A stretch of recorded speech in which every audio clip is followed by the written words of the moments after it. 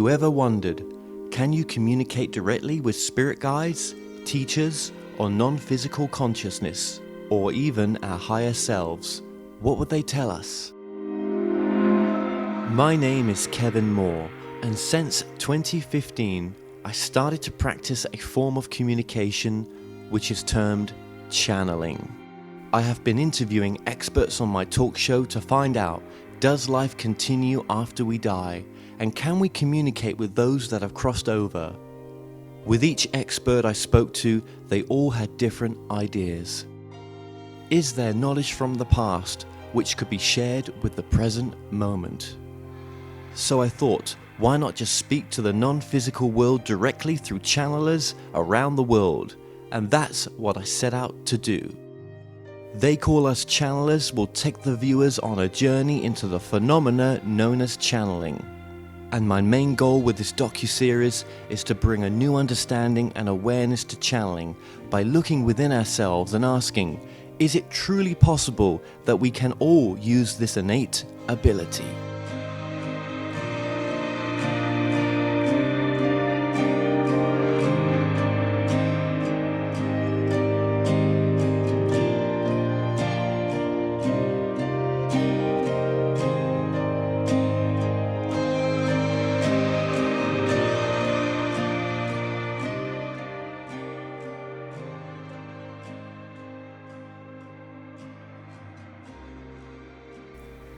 My name is Wynn, and for the past 15 years, I have been communicating with an intelligence that identifies itself by the name the Council of Elohim.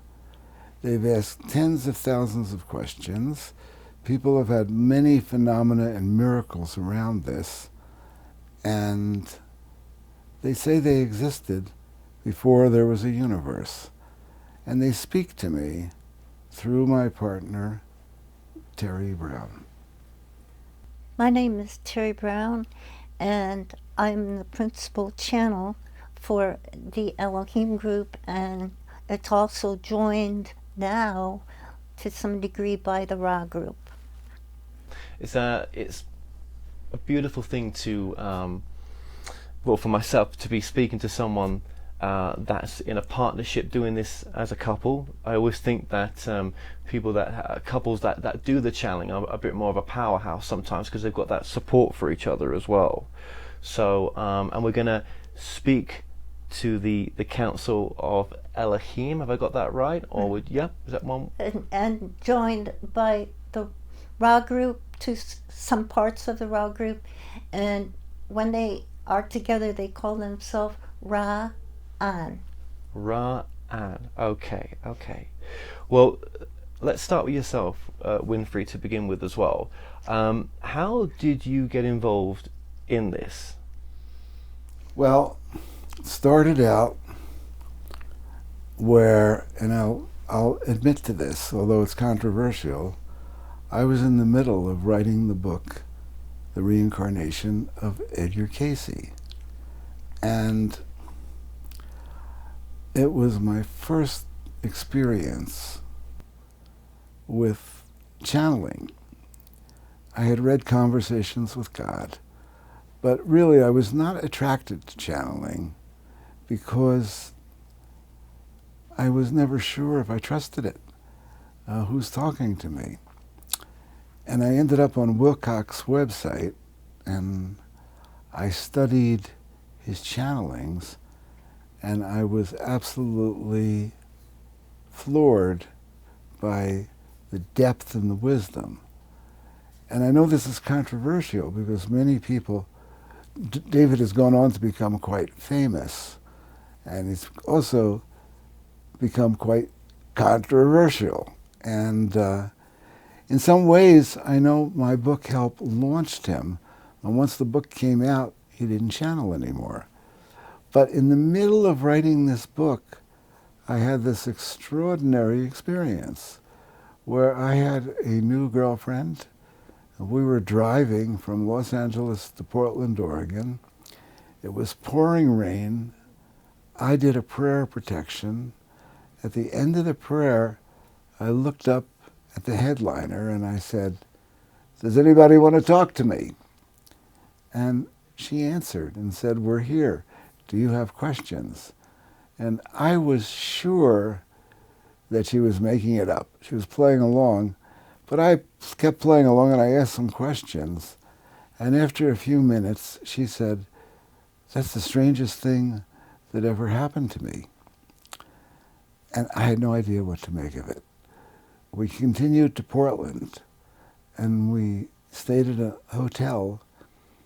And 3 days later, I asked her, "Do you want to try that again?" And this time I took a tape recorder out. And I said, "Does anybody want to talk to me?" Again, there was an answer. And I said, "How come my girlfriend can do this?" And they said, "Your girlfriend's from another dimension. She came here to bring these messages through, and this is an important connection." And I said, "How do I know she's not crazy and you're not just a figment of her schizophrenia? Can you guys predict the newspaper headline?" And they said, "Watch for this headline in 2 weeks." And there was the headline. So now for the next 6 months, she would be tapping me on the shoulder saying, "Those guys want to talk to you again." And I'm asking the deepest questions I could think of about how the universe works. And she was also, and I didn't understand this, she was also getting negatively attacked. And the source that was talking to me identified themselves by the name, the Council of Elohim. And when I looked up the word Elohim, I got things like the creators of the universe, one of the names for God in the Old Testament, the name the Mormons use for God. And I asked them, "Are you the same Elohim?" And they said, "We're part of the same." And I said, "Why are you talking to me?" And they said, "You're like a cosmic midwife. You know how to bring these things into the world, and you don't have ego about it." Now, I was not believing any of it. I said, if it's true, it's going to have to prove itself to me. And it took about 2 to 3 years, and there was just more and more evidence that they were who they said they were. And one of the things is the woman who was channeling, I became concerned that she was going to leave me because she was having so many panic attacks. And I didn't understand it, although I asked them a lot of questions about it. And I wanted someone to witness this. So about 5 months into it, I invited my long-term friend, sometimes girlfriend, Terry, over to our apartment and to witness a session. And I let Terry ask some questions. And they answered Terry's questions. And a month or 2 later, the other one left. And it was too much for her. And so after a few weeks, I called up Terry and I said, "Would you consider coming over?" And she said, yes. She came over. In the middle of the night, she woke me up. She said, "Get the tape recorder out." And I said, "No." And she said, "Yes." And I said, "She's making this up. This can't be. This source cannot be tracking me through 2 women." And this is a good time to turn it over to Terry to say, let her share what happened. I had studied channeling, so I look forward to the chance to hear the other woman channel. And so I studied channeling with a famous police psychic who had found a lost submarine for the FBI and had found a murderer that got convicted that nobody suspected. And she was amazing, and I studied channeling with her. So I was able to pick up the energies of the Council of Elohim, and I was able to then focus on those very high frequencies and bring them into me.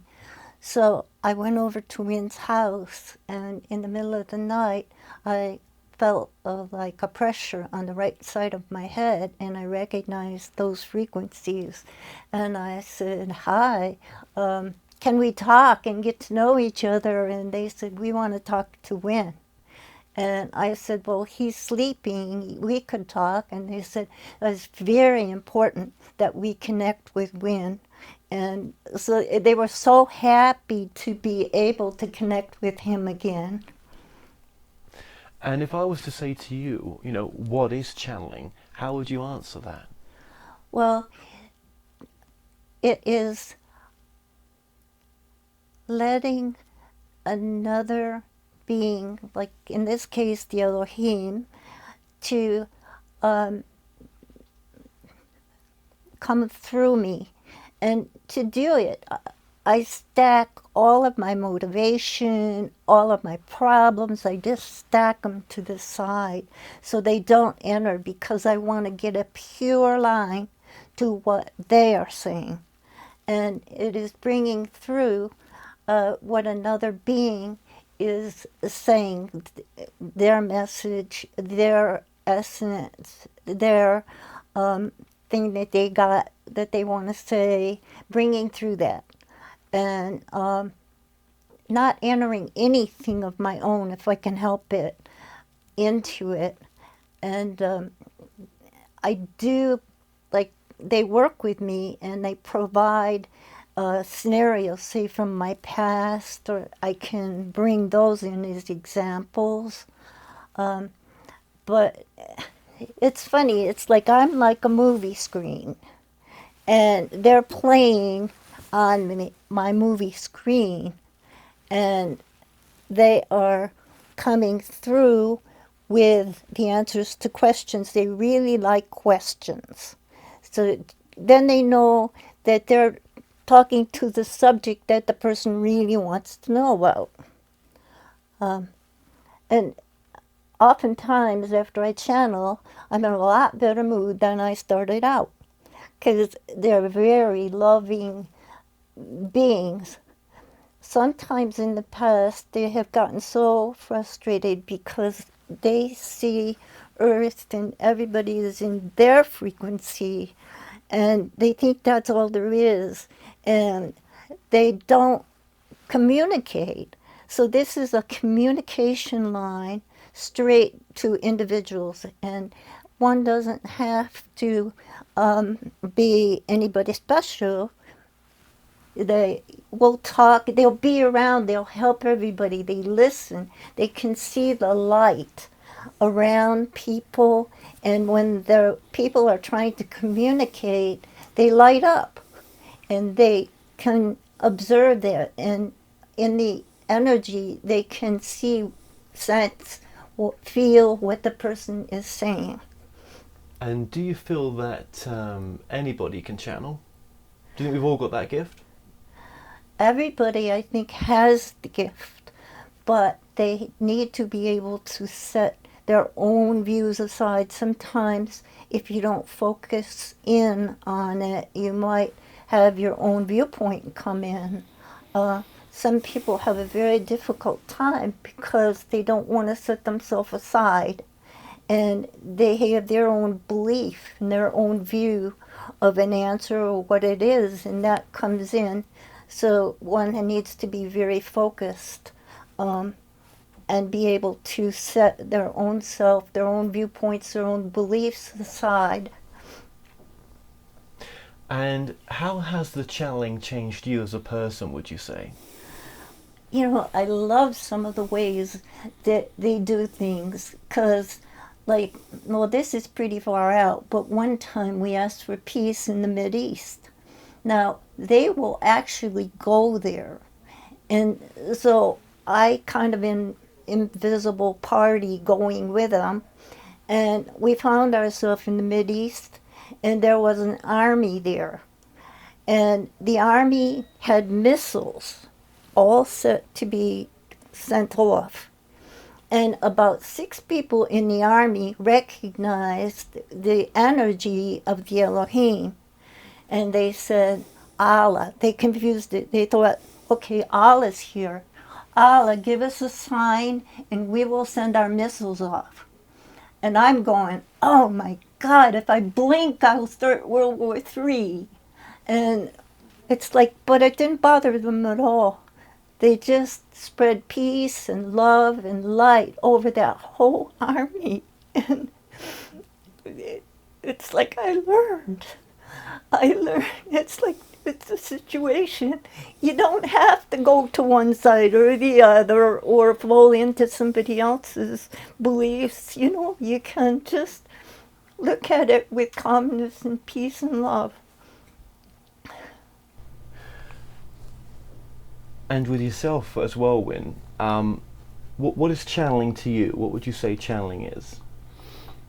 Well, I was going to give an overview, but we live in a multi-dimensional universe, and that means there's different levels, and it goes all back to source.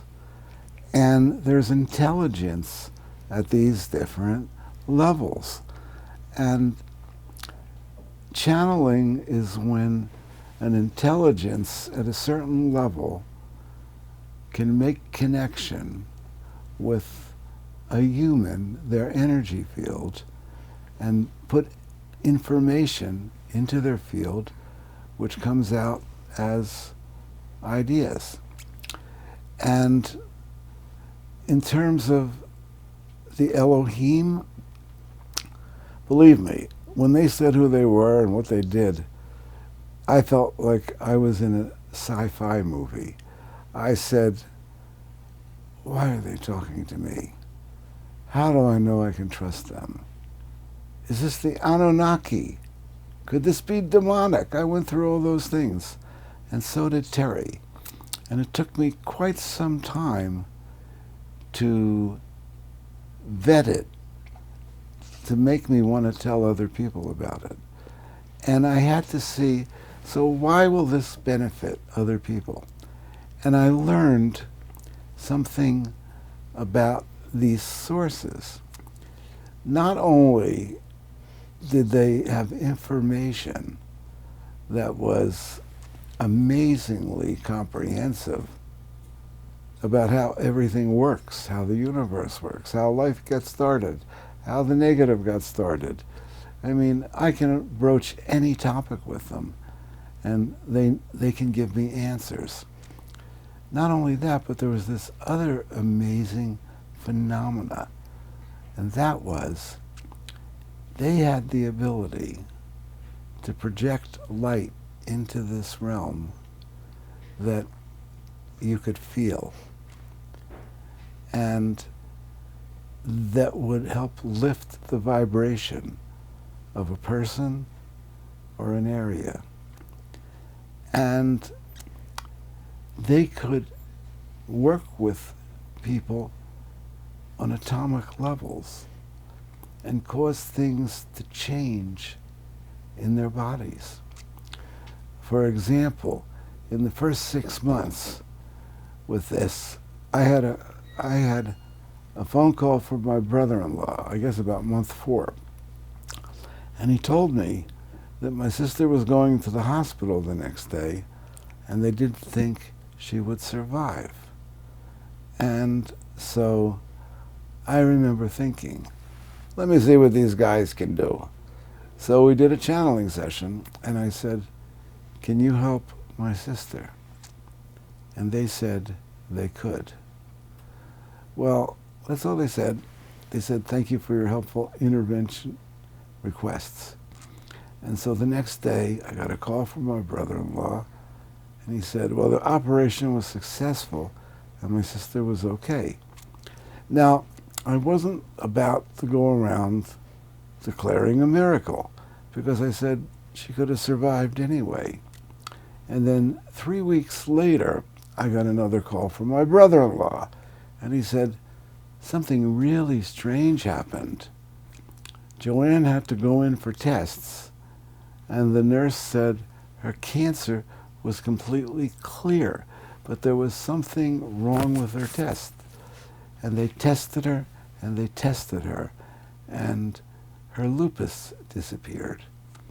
And lupus never goes away. Even when it goes into remission, it still shows up in tests. Now I said, okay, they had to do that. There was no other explanation. So I went back and asked them, and I said, how did you do that? And they said, we projected a filter into her blood and took the lupus out. And I'll tell you, in all my experience of metaphysical stuff, I never heard a channeled source that did something like that, right? And later on, they told me something else about this healing my sister had. And this is rather important.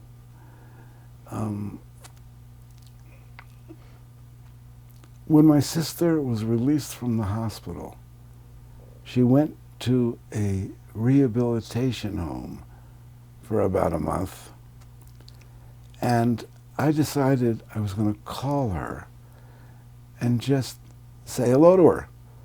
And I hadn't kept in good contact with her for years. And when we were kids, we were very close. So I called her at the rehabilitation home, and I wasn't sure what to say or how to talk to her.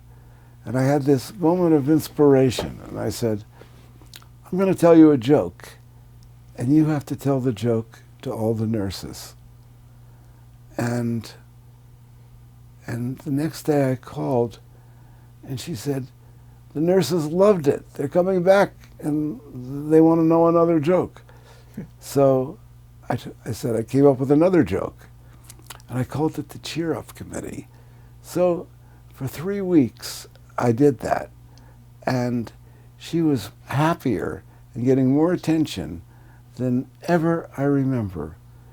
And the Elohim later told me, if I didn't do the Cheer Up Committee, they couldn't have done the healing.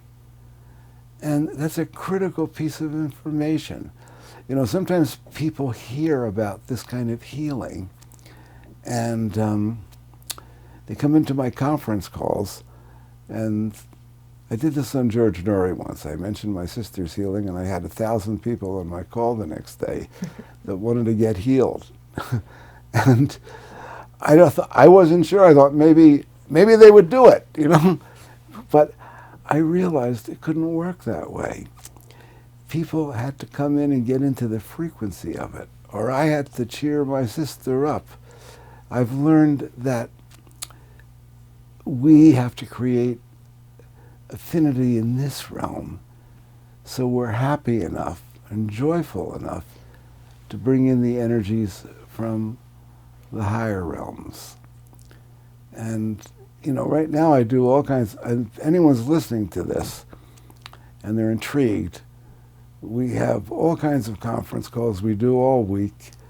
And later on, Kevin will play some little short excerpts of people that have been coming to my calls and are having these transcendental, phenomenal healing experiences, and how it works, because you have to come for a while.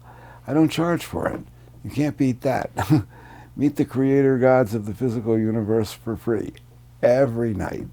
And the people, particularly if somebody is in a desperate place, suddenly there's a community that accepts you, and they suddenly feel part of something, and it's become a family.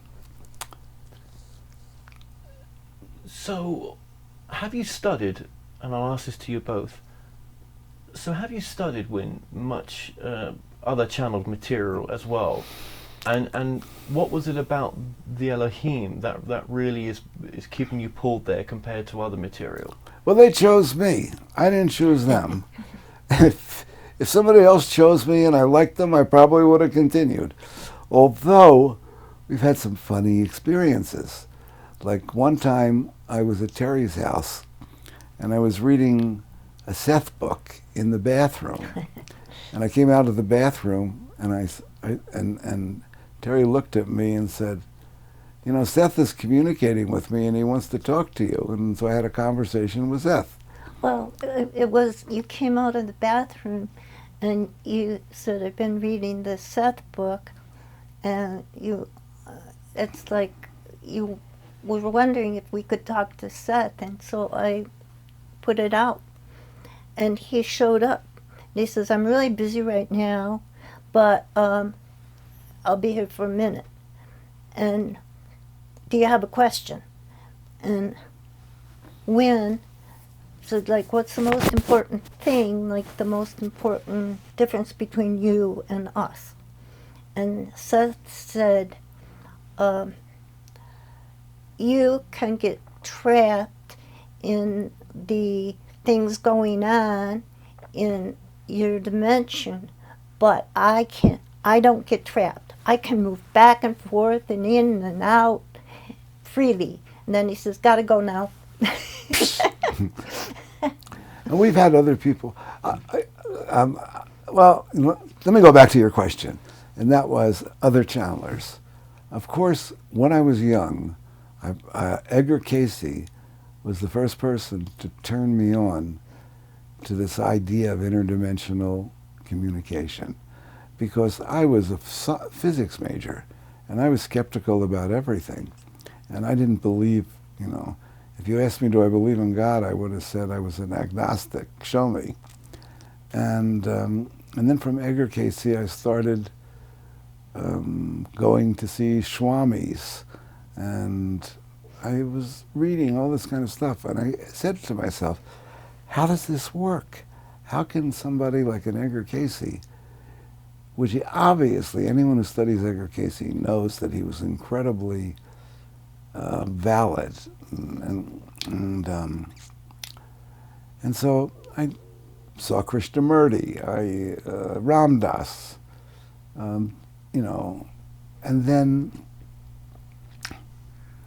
at some point I read some of the Ramtha books, and I liked those, and I read Conversations with God, and I liked that, and but I would have never dreamed. I didn't look for the Elohim, okay? All I did was ride in a rainstorm and say, does anybody want to talk to me? And that's who answered. Yeah. Well, with yourself, Terry, you know, again, when you've been bringing the Elohim through, did you stay away from channeled material from anyone else so that you didn't sort of pollute what you was bringing through? Had you studied any other channeled material prior to channeling yourself? Well, I attended the sessions with Cheryl Taylor for 3 years. And she brought through the Council of Light. And I had a visitor from the Council of Light one day in my room. And that was Gurdjieff. And Gurdjieff, he was black. His aura was black. And I thought, gee, he's in a really bad mood. I'm going to try and cheer him up. And I sent him gold energy. But I think I misinterpreted why he was black, because I had a hip that was dead, and he lay in the air alongside me, and he said, can I enter your body? And I thought, I don't want anybody that's black entering me. And so he says, well, try and heal your hip from the outside. And he put spinning centers of light in my hip, equidistantly throughout my whole hip, and it had been dead for 3 years. And it came back to life as showed by X-ray. And I still haven't had a hip replacement, but he was part of the Council of Light, and he died in 1954, I believe. But he's amazing, and he's written a number of books.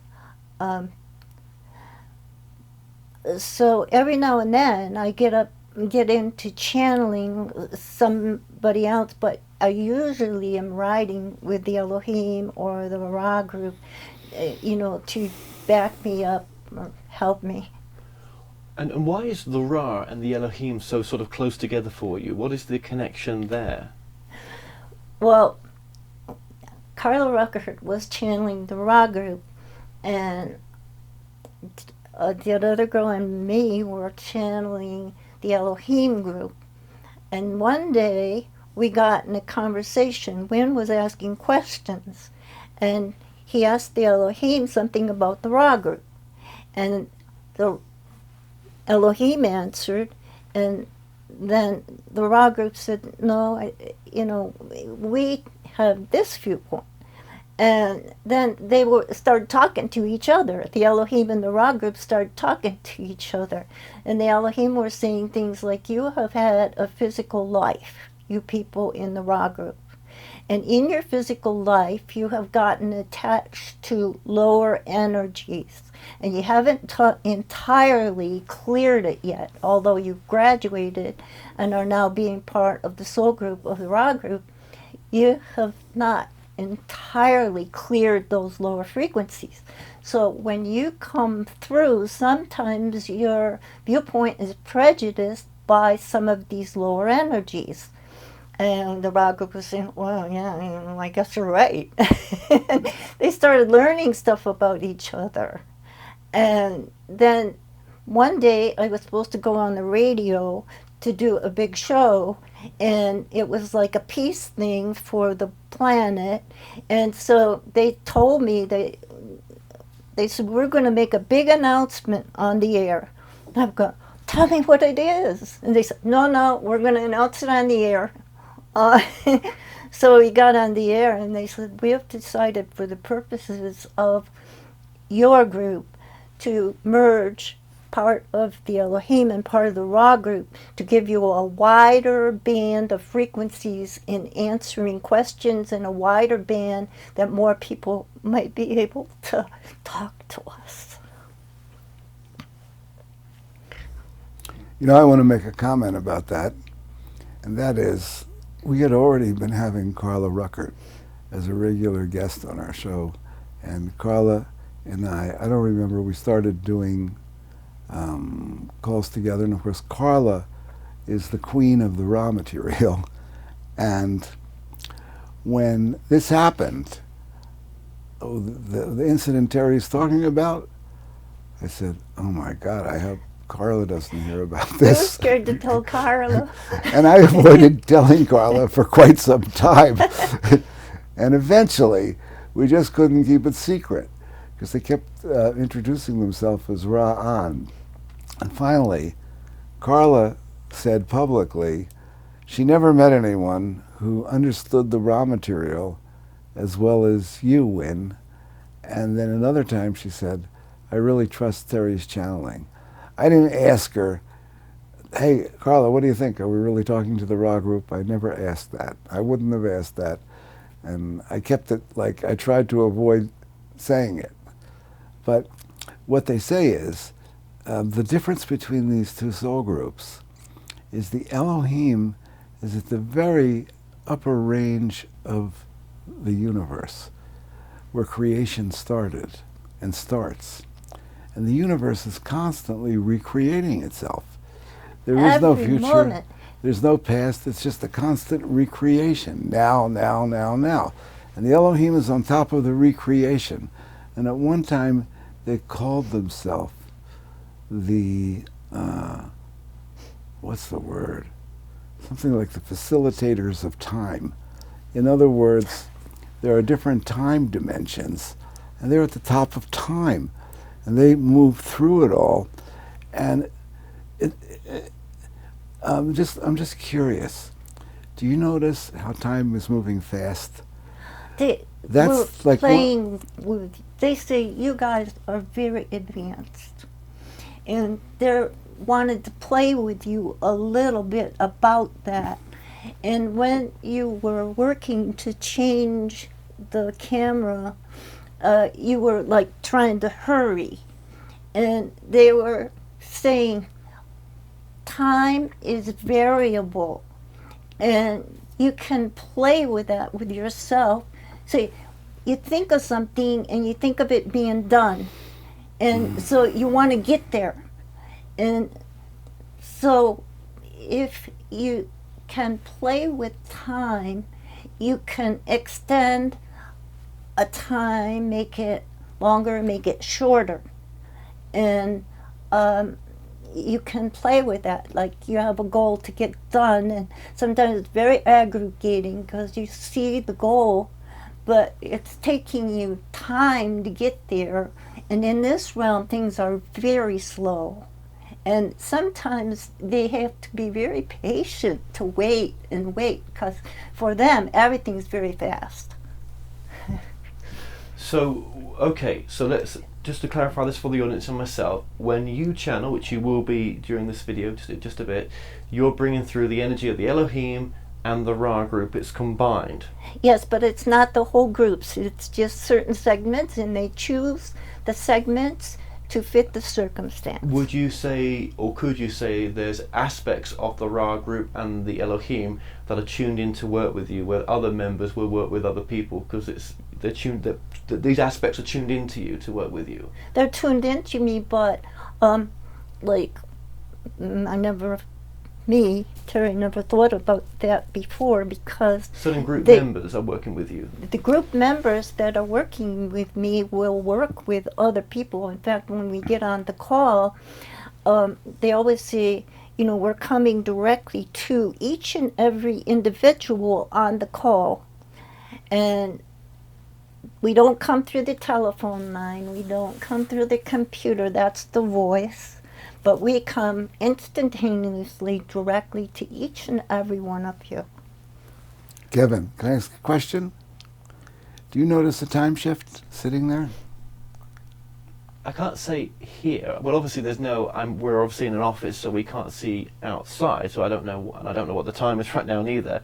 I feel that time is a bit stretched out right now, maybe, but now in this conversation, yeah, but that's because my senses are sort of immersed in the office as well. Well, let me make the comment that I get emails from people. Some of you who are watching this are going to be sensitive to the Elohim's energies. And while we're talking, you may feel like an energy around your crown chakra, around here, and you can consider the possibility that they're actually paying attention to you. They do pay attention. They want to connect with this realm. One of the amazing things about the Elohim is their ability to bring energy here that uplifts people. And the Ra group does it as well in a different way. And our realm has got a lot of darkness in it. And a lot of good people get very oppressed in this realm. Another very major principle between both the Elohim and the Ra group is that there are millions of people in this realm who have come in from higher dimensions to help uplift the realm. And once they come here, they can't remember why they're here. And they get caught up in the lower levels, oftentimes for many lifetimes. And I've learned about our work that the people watching right now, some of you are those people. There's millions of you. And when you can feel the energy, and when you feel a resonance, it can, following through, can help shift your life into a higher paradigm. And let me ask you this as well. And I'll ask you this both individually, please. What is some of the main teachings of this combined groups? What are some of the main things that come through all the time? Well, go ahead. One of the things I didn't get it for about 14 years after they started to try and tell me, is that everything is a result. And if you can put on the Elohim's magic glasses, you can see the equations, the integral equations that make up the result, make up the wall, make up the lampshade, make up the wood. Everything is a result, and it's being created instantaneously. This is one of the reasons that you can get premonitions, because some of the factors start to change. There was one time when I kept imagining that the basement was on fire where I was living. And I thought, I'm a horrible person. Why would I think that? And it's like all the people in the basement are going to die. And why would I be thinking that? And I kept trying to shove it out of my mind. It wouldn't go. So finally I went down and I looked at the basement. And this girl had turpentine 3 gallons high stacked over half the furnace. And I thought, oh my God, and I took them and I put them someplace else away from the furnace, and my vision stopped.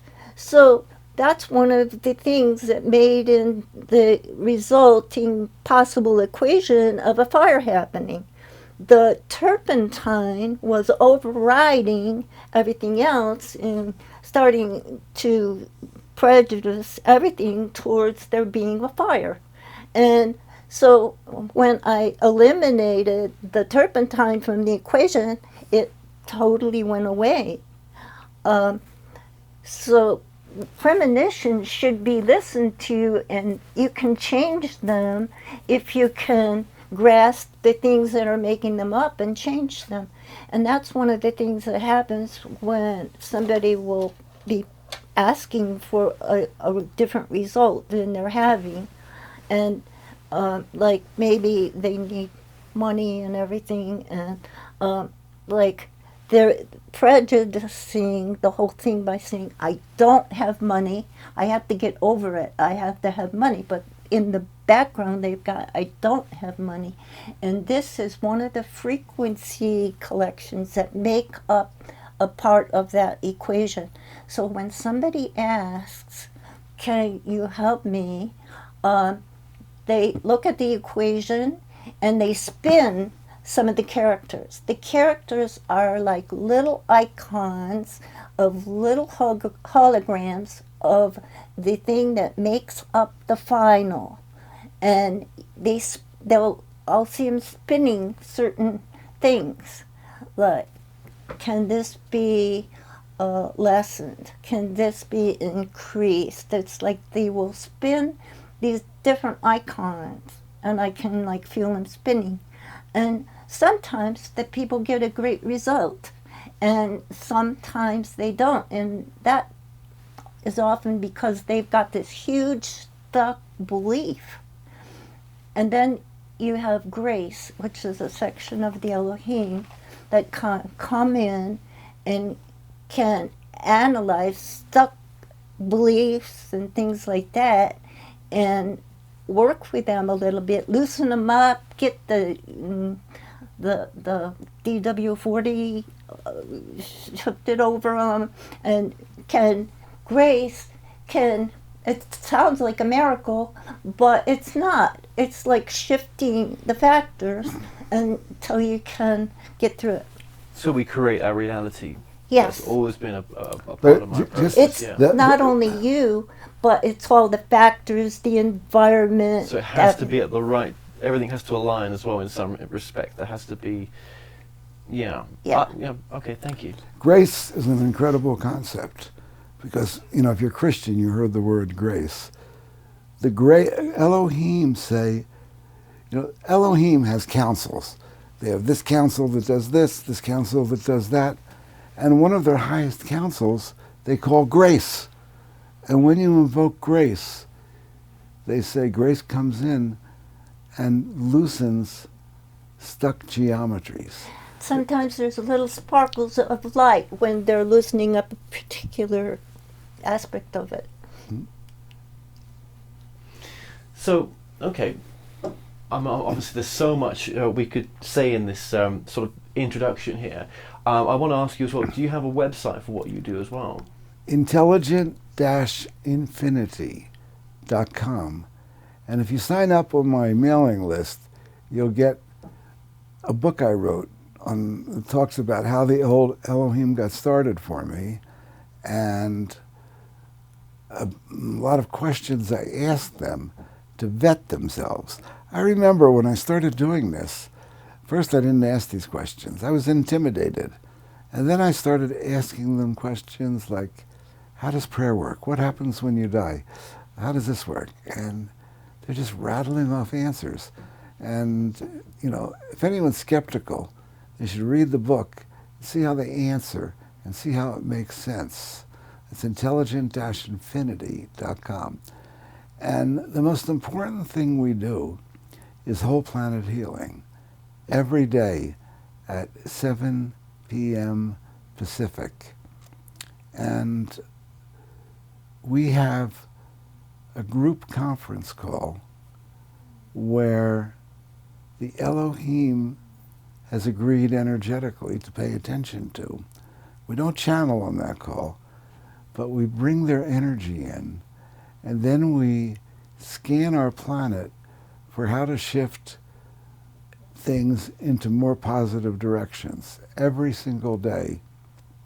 One of the things that I have become aware of is that oftentimes when people first hear about my work, they think they have to become a follower, because the Elohim is a huge source. And over the years that I've been talking to the Elohim, I have learned that they never do anything to take anyone's power away.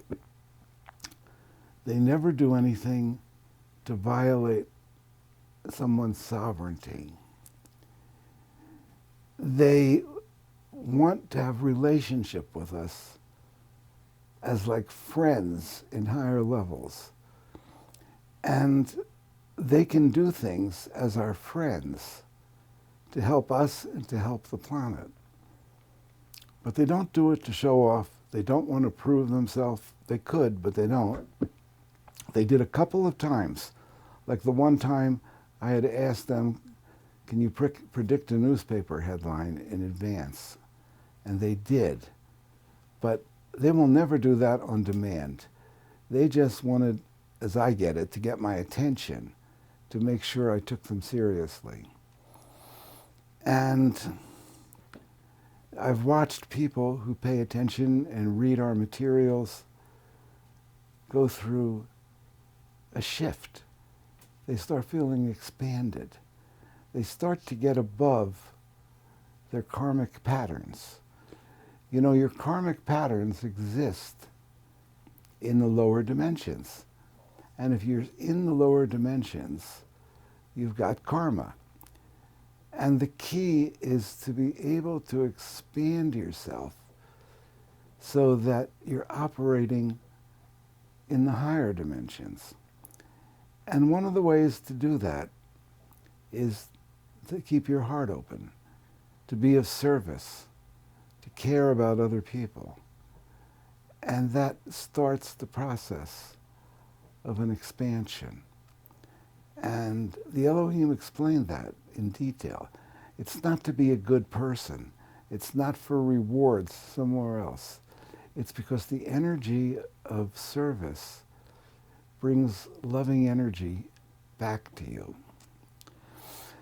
There were a number of things that occurred over many, many years, and still occur, where I became convinced that the Elohim were real, and I wanted to share one of them.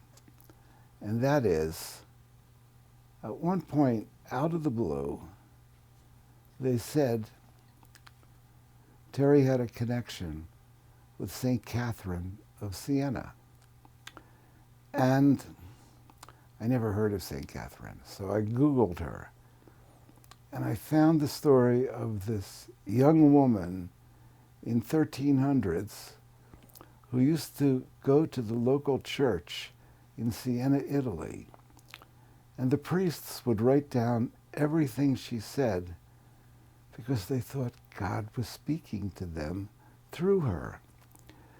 And over her life, they compiled many, many channelings, and it became a classic of Catholic history, St. Catherine's Dialogues with God. And as I was studying St. Catherine, I found that Terry had a remarkable resemblance to St. Catherine. And there were many aspects of St. Catherine's personality that were similar to Terry's. And it blew me away. And a lot of the channelings that St. Catherine was doing were actually attempting to rectify some of the, what's the word? The things that were wrong with the church. Corruption. The corruption is the right word. The corruption in the Catholic Church. So they weren't just coming in saying, "Hi, we're God, and aren't you glad you found us?" No, they were doing a purpose because the church has gotten corrupted. And then we had a situation where a fellow moved into our house, supposedly temporarily. His name was Jim. And Jim wouldn't leave. And he started doing Terry's laundry. He started cooking for her every night. And he was fawning all over her, over her. And I thought for a while he was a gigolo because he didn't want us to throw him out. And he was trying to endear himself to Terry. And then at one point, I did some more research on St. Catherine. And I was wondering if I was one of the priests that would be interviewing her. And I looked that up, and I found the story that the Pope at the time sent someone to Siena, Italy, to see if Catherine was demonic. And the person they sent was named Raymond. And Raymond ended up getting extremely endeared with Catherine and was her constant companion. And when I read about it, they called him her confessor. And he stayed with her entire life. And St. Catherine was anorexic. She didn't want to eat because she wanted to stay closer to God. And Jim is now in our house insisting that he cook her big dinners every night. And he was the spitting image of Raymond. Okay? It blew me away. There's no way. And one of the things that's so amazing, and we've had a lot of situations of figuring out who people were, and oftentimes, not because we found somebody in history, but because there was some clue from our channelings. And when we looked it up, they said, "Oh my God, he fits the pattern of the person, and he looks like the person." And Jim, or Raymond, had the plague, and Catherine prayed by his bed for days on end, and he recovered. So Jim had all this gratitude somewhere in his consciousness for Terry. And let's turn it over to Terry. Thank you for letting me share that. One of the things that happened before Jim got there, I decided I could be closer to spirit if I didn't eat. So I studied breatharianism, and I didn't eat, and for about a week I didn't even drink water. And then I started drinking water, and then Jim got there, and he said, Can I make you something to eat? No. Can I make you some of this? Smell this? No. And eventually I gave in and I started eating again. But meanwhile, I went down to like 99 pounds. And now I'm got the virtue of eating regularly and my weight is normal again. Well, Wynn and Terry, just thank you so much for that wonderful introduction to the work that you've done. And of course, we've been linking your website on the screen throughout this interview. And now we're going to go into talking, or continuing the conversation, talking to Terry and talking to the Elohim, Ra, the group, or the groups. And we'll let you go down.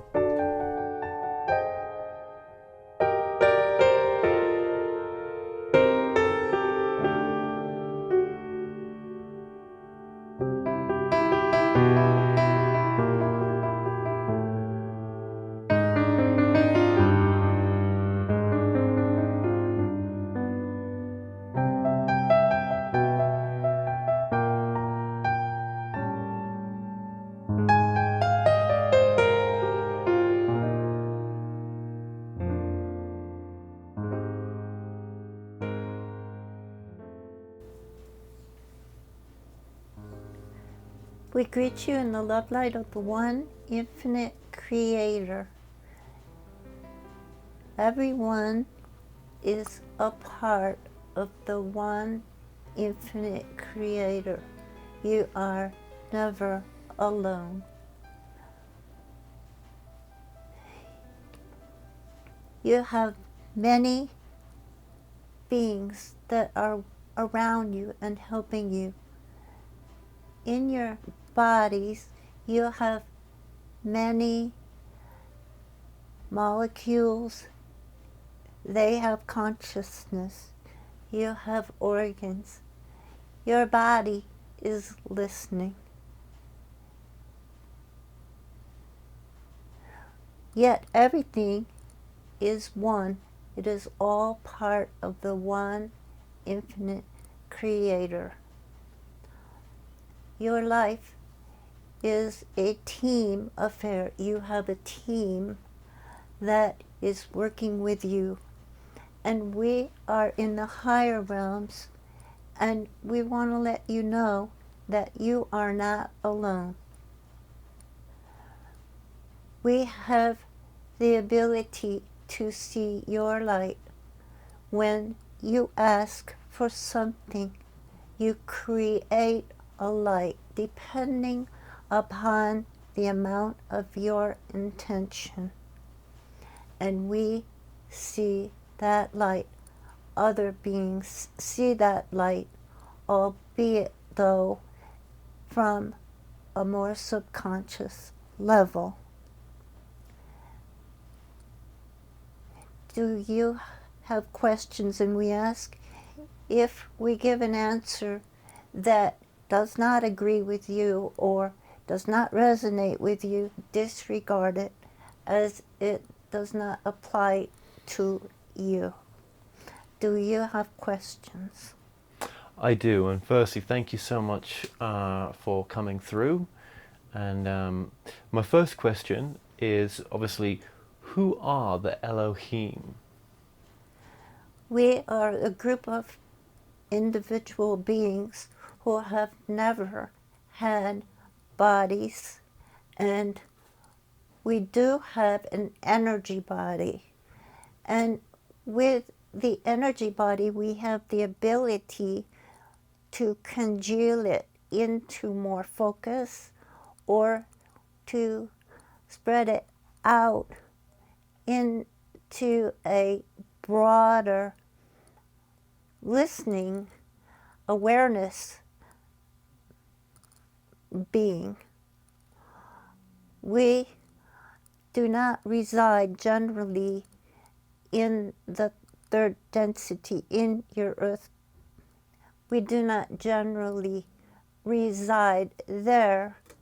We generally reside in a higher dimension from which we just experience the shift in time, because in our dimension, everything is much faster than it is in your dimension. Jesus had a way of healing where if a person goes to the time when a trauma is healed or a wound is healed, and then brings the time into the current time, the wound can heal faster. We have a toolbox, and we are here to assist where we can, and we use this toolbox of frequencies, of intentions, of awareness of what is creating the beliefs. We are channeling faster than the channel can relay this. We are at the higher level, and we are not better than anyone. We are your brothers. We don't have a sex, but we are your comrades in the higher plane, and we can come in and we can keep a finger of energy to you so that if you ask, we can receive and manifest more around you to help you. And one of the things in our toolbox is the composition of all of the emotions, the composition of all of matter, and this is a result of a number of factors that all move together. Now, you might not think that some of these factors are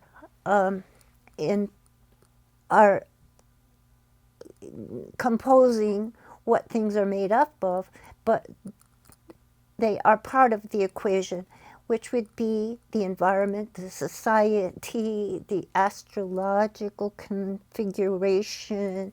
For instance, if Mercury is in retrograde, things might not, although you might not realize it, the things that you rely on, your GPS orientation unit, is a little bit out of whack. And because things aren't quite the way they were. And so you can misjudge some of the fine-tuning of your life. And the same thing happens when the moon is full. It produces a gravity effect upon the tides. You are composed of partly water, and it puts a gravity effect upon your own self, and then you have to, things that you have been holding back can tend to come to the fore, and suddenly you're confronted by them. So we're a group of beings that work together, and we aren't a set unit that we each work all the time with the same beings, because we work with the ones that have the wherewithal to be able to assist in reaching a result that perhaps one of you is intending strongly. So we are a group of beings that are here to assist. Sometimes it is hard for us because we are such a high frequency that it takes a rare being to be able to come to our frequency and even know we are here.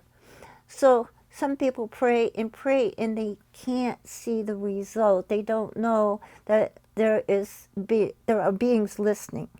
However, we are listening and we are hearing you.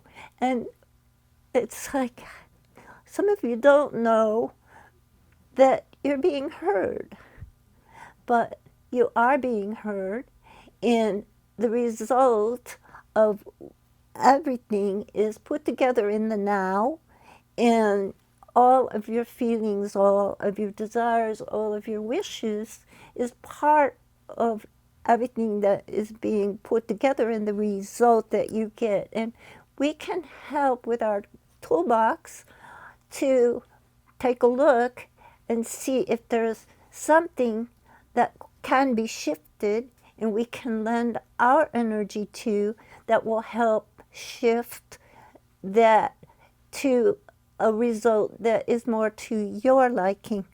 But we honor free will of all components. Does this answer somewhat your question? In the past, Elohim was one of the names for God. Okay, Yes. so are you the same Elohim? We are the same Elohim, however, we are not God. And there are lower levels of Elohim that have come down and worked with beings like the Anunnaki, but then they started to take on earth frequencies, or not earth frequencies, but the frequencies of the lower dimensions. We stay pretty high in our manifestation, which sometimes we can change. We can have less of a manifestation, or we can go into a more solid area, of which we have to then manifest more heavily with lower frequencies too, and help take them on to be able to navigate in lower dimensions. Okay, okay. So, have I spoken to you before? Through other vessels, through other people that are channeling on my journey? You've channeled, you've been speaking to many people. There are about 3 people which have access to our area, and they are able to access us and to come through. However, we get their energies, but we do not have their names. Okay, so is there other members of the group? Is this the group I'm speaking to? Yes, and we are like on standby there's a word like not playing tag, but we are able to track and to shift instantaneously to another one who is tracking. Okay, so I potentially have spoken to other group members through other people, but not this particular group member that's coming through now. You have spoken to other group members. Some people have glanced off us. Yeah. And would you have gone under different names? Would those group members have gone under different names? I mean, Yeah, they may have, because we don't care what people call us. It is, we do not get dogmatic about our name. It's like we are here to help, and we will go in under other names, respond if they are calling our energy. but then there are other groups apart from you out there. There are, for instance, there are the Ra group, which is a soul group that has councils also, and they are composed of entities that have had life. We have not had a life experience, and we try to stay away from having a physical life experience because it is so slow, and it is tending to limit our range of thought. And these other groups, do you interact with these other groups at all? Do you know? I mean, We have a group of entities that we interact with. We have council with different groups of the same elk as us, and we get together and say, how's it doing in your sector, and how's it doing in your sector, and we compare notes. okay, that's interesting. What is the purpose of you coming through right now then? We are here to assist. We are here to, we don't want to use the word advertise, but like to let you know that we are there. First of all, to let you know that you are not alone. You're not the Lone Ranger out there. We are here to assist where we can, and to give you information that will help in your own life, to assist you in what is the best mode of operation for survival in this whole universal plane. Right, right. But obviously, in the conscious state, Terry and Wynn have spoken to myself about working with both the Elohim and the Ra group. Yes, we took on, Wynn started a conversation between the Elohim and the Ra group, and we started to explore that on our own between us, so that let us get this accurately, we were learning things about ourselves, and they were learning things about themselves, and we were learning things about the whole thing, as it is our desire to be able to assist in the best way possible. And we are not God. That was a mistake that early people thought in a way to think of us, but Right. we are not God, and we answer to God, and we work for God, and God is not an old man with a beard. God is energies that have, consciousness. That consciousness is a result of motion, and spinning energies congeal awareness to be conscious. For example, right, on other channels, they've talked about the multidimensional aspect of our reality, that there's, different versions of us in this room right now in different, multidimensional realities, and we're having this conversation. You're also coming through those other multidimensional realities as well? Yes, we are. And Terry is very one track. So she has a difficult time. She does not think in the multi-dimension, so we will do our best.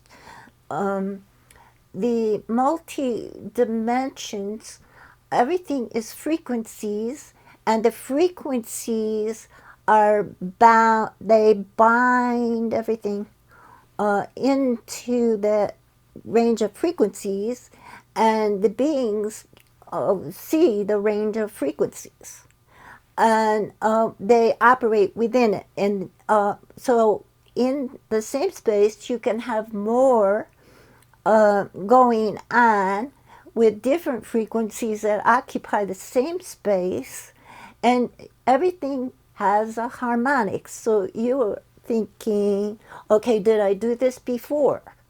and it seems like there's some memory, like how would we say, some Groundhog Day Groundhog Day? kind of scenario where you feel like you've done it before and you're doing it again. Yes, yes.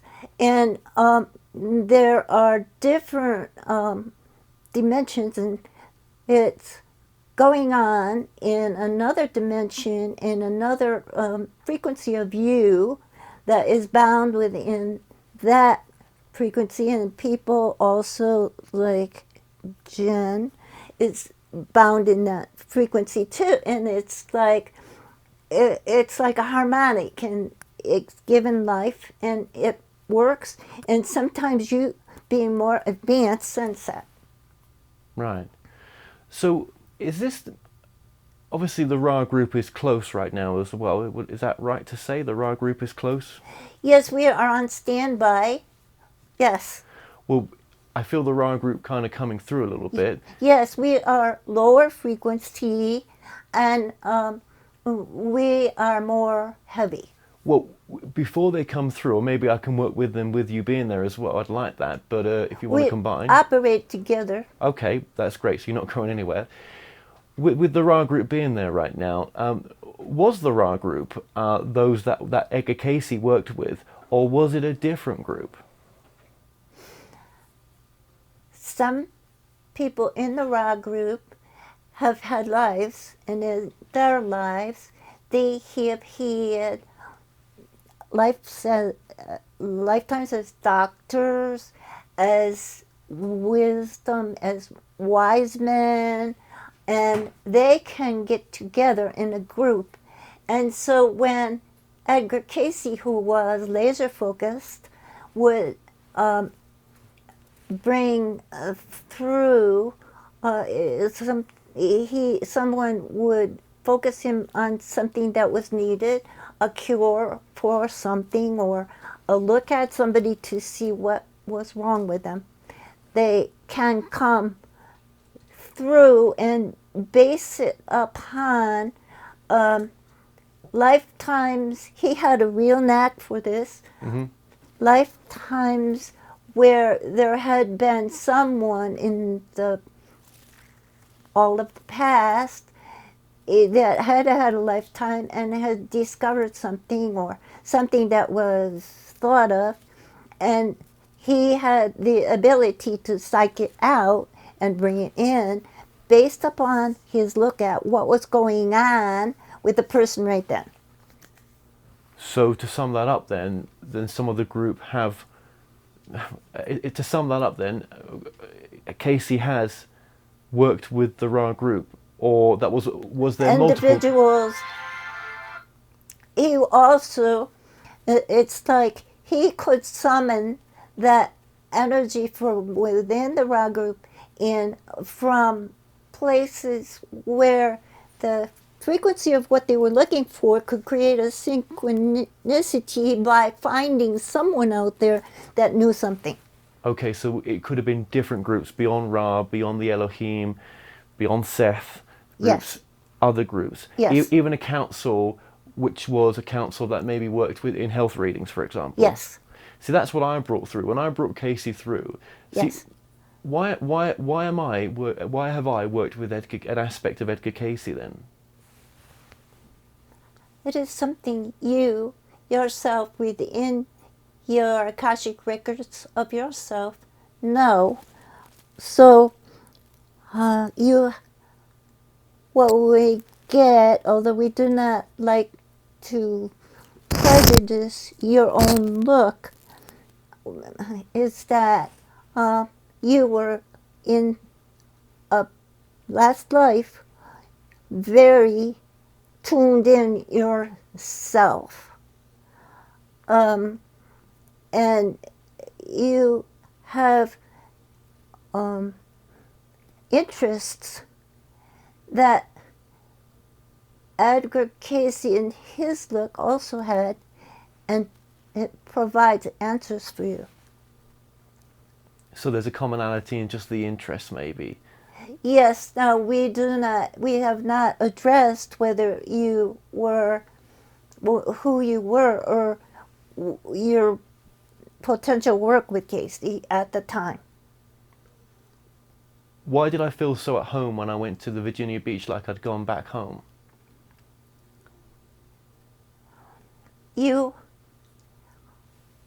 are very sensitive to your energy, and the energies in the tapes are real energies, and they make stories in the Akashic record. And it is, we see, it is your calling, but we see those energies were home for your energy as part of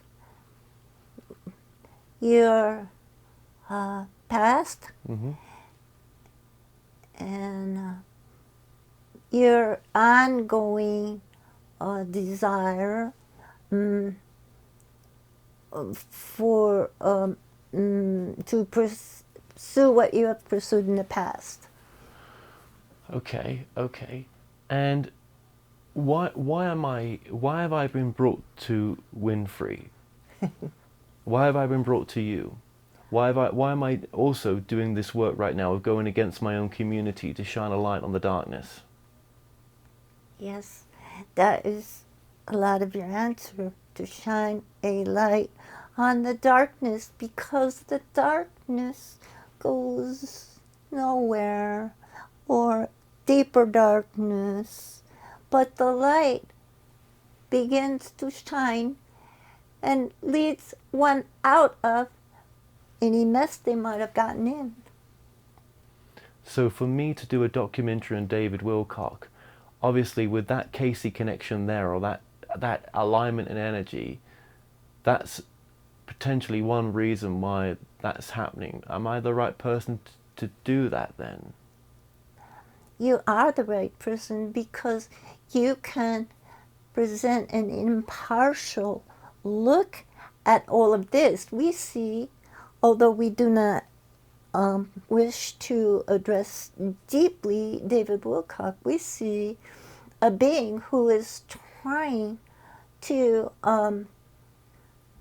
bring the light, but his sometimes, well, we can see him very clearly, and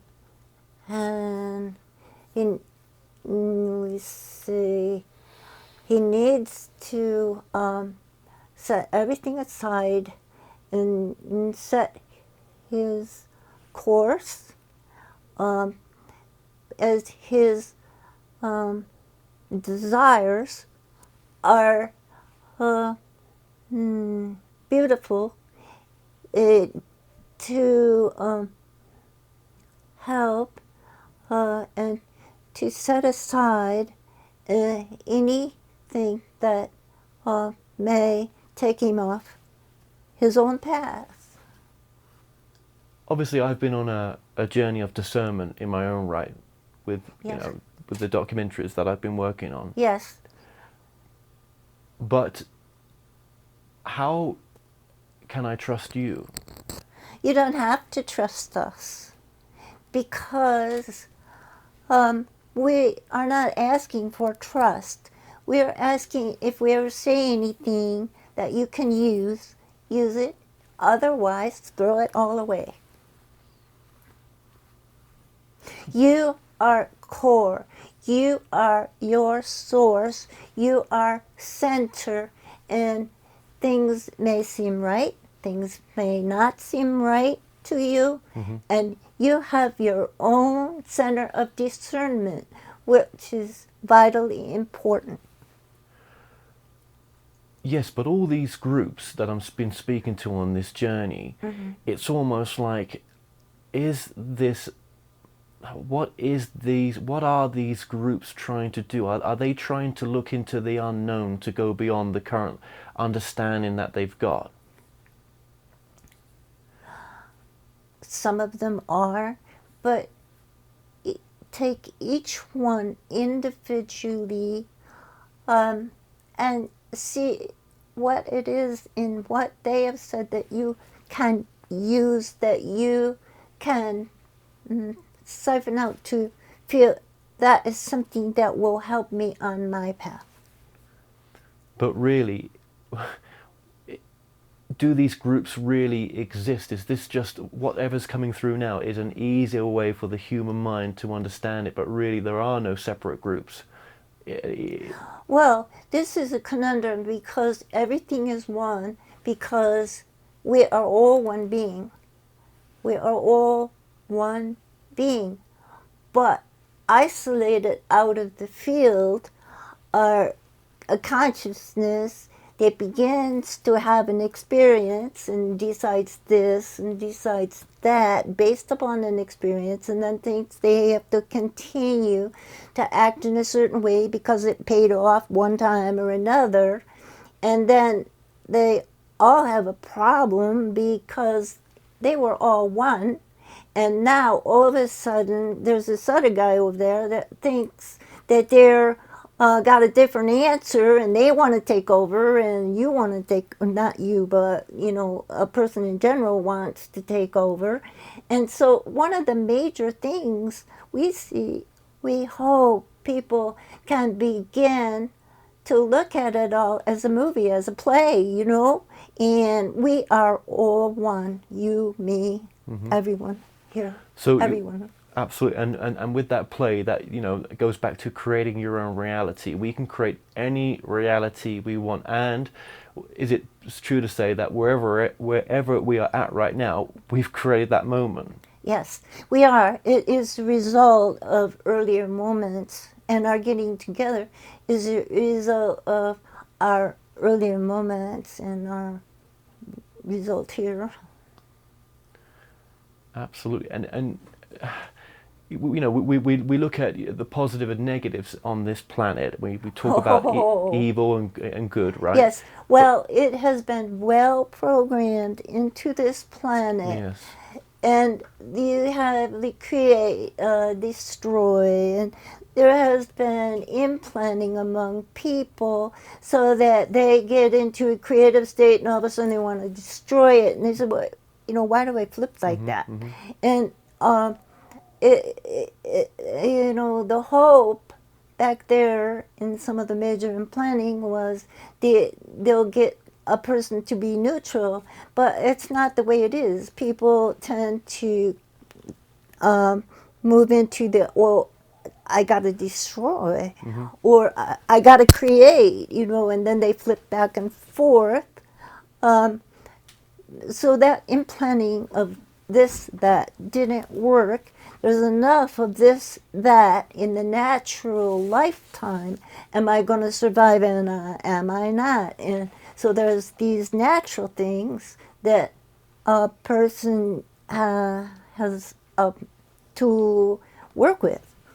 This reality, could it be true to say that this reality isn't actually what we think it is at all, and that the trueness of what this really is, this experience, is so vastly different to what we even perceive it to be?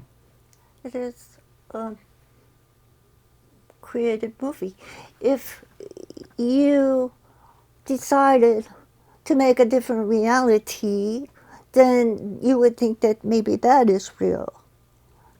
So somebody is trying to get healed, and they think, the doctor said I got 2 years to live and I got cancer, and now I got to get over it. And like they're putting it there like a mountain in front of them.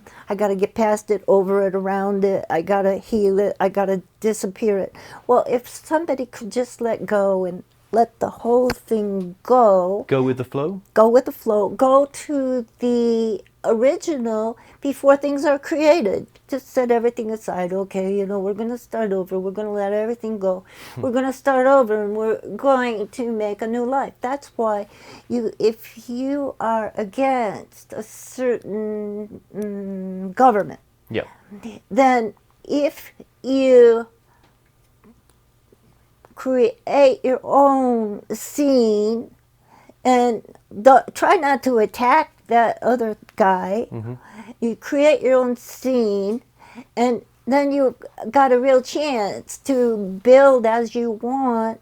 And if you fight the other scene fights it back, and then you get more of a resistance against you.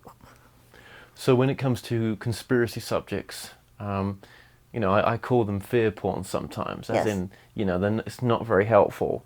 But we get so attracted to that, don't we, on this level? Well, there's one reason. There's to go into it, and that would be to purify it, and however you could. Another reason, if you have a sniper living across the street that's watching you every minute, you might want to know so that you could move or something. So it pays to pay attention to what's going on, but not to, it's like, okay, it is what it is, and how do I deal with this? But it pays to know what's going on, but not to go waving your flag and fighting it. Right. And again, I'll emphasize, we can change the movie, we can create the life that we want. Yes. Yes, and it's not always instantaneous. Well, it's as instantaneous as you change all the factors that make the result. Well, isn't that simple? Thank you for that. Thank you. And just getting back to another question, with the question previous about good and bad, evil, if you want to call it, or the dark energy. Where you're coming from right now, are you saying to me that that is not an energy that's present in the space that you occupy? Where we come from, that is not in that space. It's like our home space, where we purify ourselves, and we let all of that be wherever it is. Now, why do some groups that are out there want to control the vessel, want to control the human, as in like the human feels like it can't do anything unless it's, unless the guides or what that which it brings through says it's okay to do? Are there some entities that just want to have a bit of a party basically through the human being? Well, as we spoke of earlier, the individuals who are in this realm, it's like practically every individual has to deal with it, that they were the one. And if they're the one, how come this other guy is opposing me? I mean, I'm the one, and I should have control. And people have a hard time to realize that it's a movie and that you can be you, and you don't have to fight this other guy who doesn't believe the same thing. It's one of the major lessons that each entity fights with. So the entities that are coming through some people who, seem to be not having the best interest for that human being, right? Or the people that the human being talks through. Because I've met some channelers that I feel are not channeling what they say they are, are using their channel as ways for power, right? You're saying that the two people that take part in such an experience, the channel that's coming through the human that's doing the channeling, and the person that's being affected, it's all part of a movie you're playing out. You're all a co-creator of that experience. Right. It's that simple. Yes. But It is very simple, although, people make it very complicated. Yes, but some people may see that entity coming through that channeler as being a dark energy. Well, that entity is going through his own experience. Oh, we see so much, and yet we have codes, and that we need, everyone's going through their own experience and their own way of learning. Some people can get very, very negative and suddenly see the light and shift. Everyone has their own path, and if it's possibly dark, it doesn't have to always be dark. They may go through millions of years of being dark. And sometimes it brings us sadness because of the results. But we are there like to lend a hand up for those that can reach. Right, right. But everything's with free will. Yes, and free will means that the result is a result of all of the factors. And the factors, in their own sense, have free will.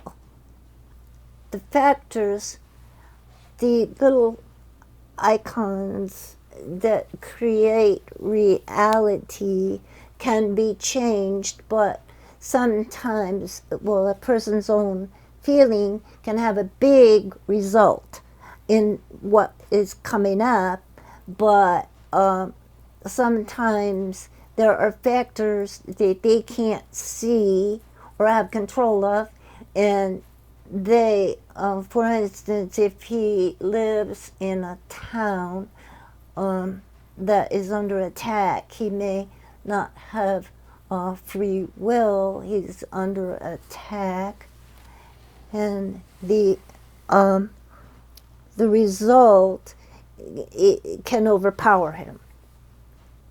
Obviously, my producer's here as well. Yes. Which obviously you know.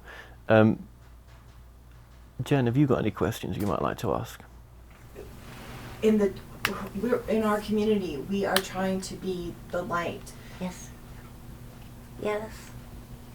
We have so much opposition. Yes. You do have opposition. There's opposition that you do not even know of that is pretending to be the friend of the light, but is in the background. Now, some of the reason for that is that some of them feel that if they give a lot of trouble to beings, that they'll learn faster. And there is something to that, but it is difficult. And they tend to hide their motivation. They may put forth the good face that they are helping, but perhaps they are trying to determine who the masters are so that they can take them out. And it's like we don't like to whitewash anything. So you need to be aware of who you are dealing with, because some of the people are true blue masters that are working for the good of all, the higher good, but some have devious connection. We have come across, I believe, for lack of a better term, more of a Luciferian agenda. Yes, there is a Luciferian agenda, and it is headed by a being.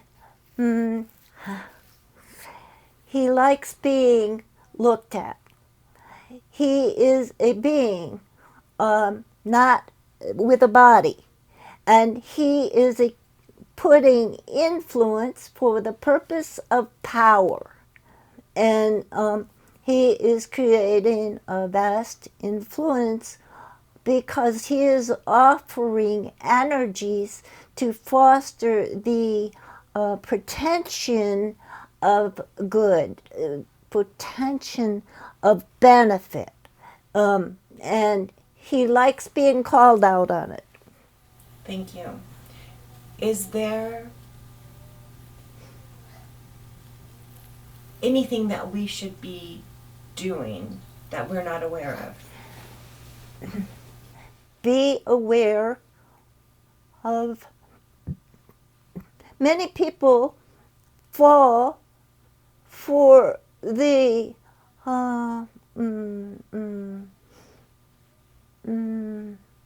we're looking for a word. We're going through words.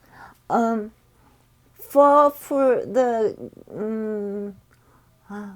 story, or the fake story, or the potential of wealth, the potential of sexual satisfaction.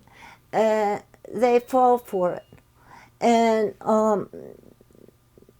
they fall into it. And so be aware. One of the things that will help you potentially is to take your tapes and run them backwards, because someone with a bad agenda has a conscience that does not want to lie and will spill the beans, so to speak, in little bursts of forward speech and the backward speech. What would you say is your most important message right now to those watching this? We love you. We love you. We love each and every one of you.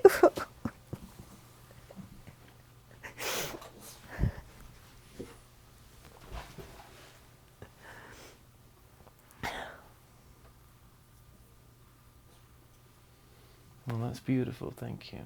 Thank you. Thank you.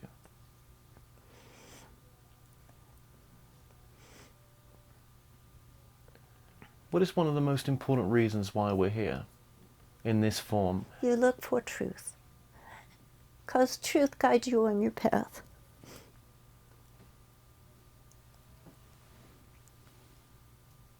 Even with all the roller coaster of a ride that it is having this human experience, that's the main reason, yeah?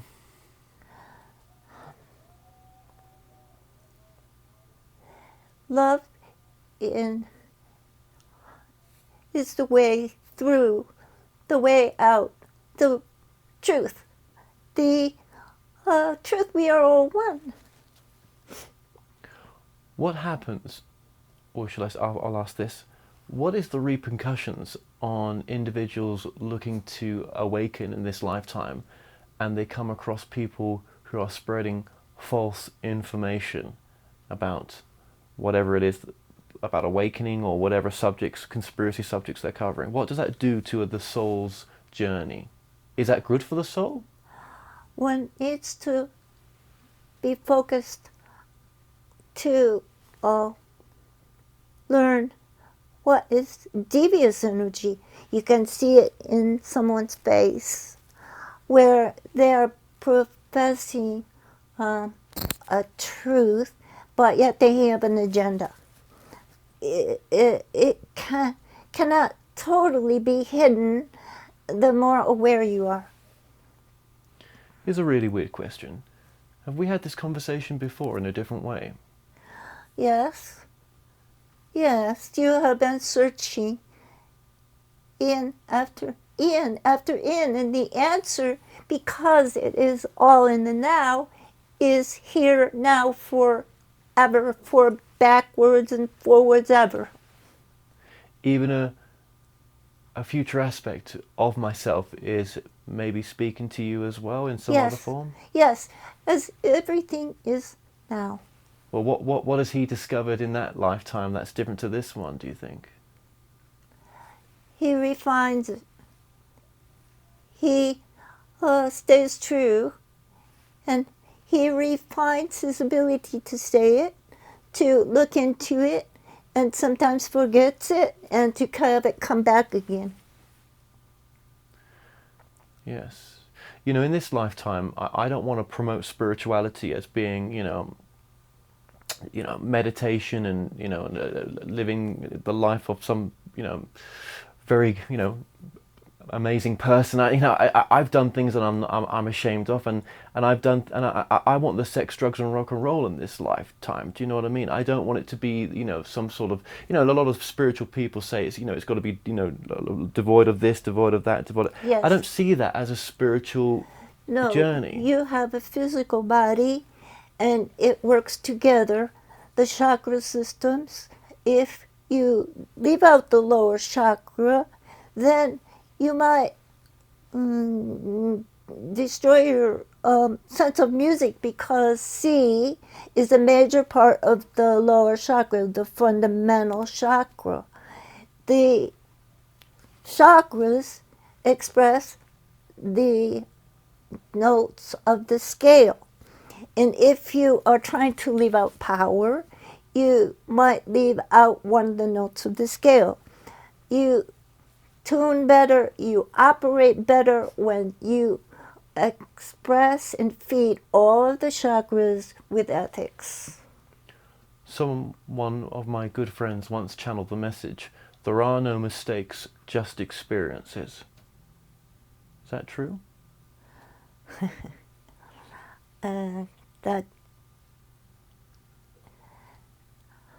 That is true. Someone might consider something a mistake, but the equation that made up that mistake all fit together, so it wasn't a mistake.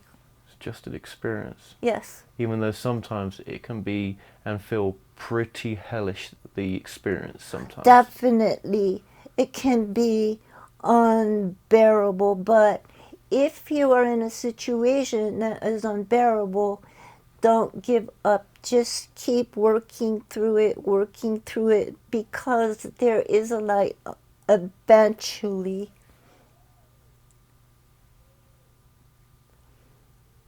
Where is mankind going? Wherever it wants to go. And it is not decided at this time. There are leanings of some that would take it down. And then there are many beings coming in now that wish to bring the light in, and then they forget. And but yet they are trying in their own way. And eventually, perhaps through people like you and Wynn and Terry and Jen, they can get a glimmer and a hand up. Will we be able to access this energy during our journey? Yes, pay attention right now to the frequencies, as if you can remember these frequencies and access these frequencies right here with you, for you. Thank you. Well, let me ask you this as well. For those watching this, can anybody channel you?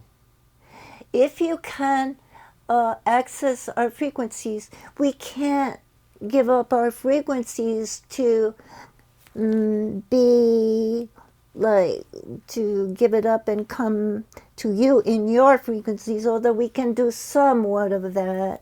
But we can't give up our home frequencies, and the better that you can reach higher frequencies, which are really out of the range of the human perception. Mm-hmm. We are out of that range, but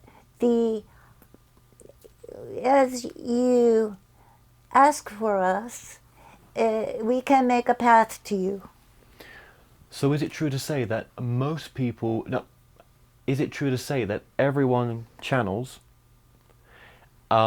Everyone could even channel their own guides? Everyone's got a group of guides?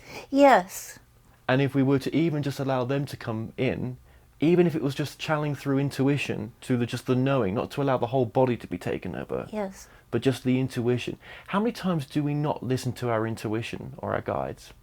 Well, we tell you a story of Margaret. Margaret is a lady in New Zealand, and she asked the question of us, my guide left me.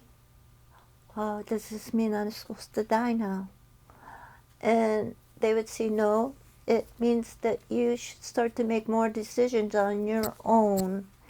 And so a couple months later, she asked, my guide left, does it mean that I am supposed to die now? And they would say no, and they get the same answer. So after about a year or two of asking, they finally said, if you don't stop bugging your guide is never coming back. But if you start making your decision on your own, your guide will be right back with you.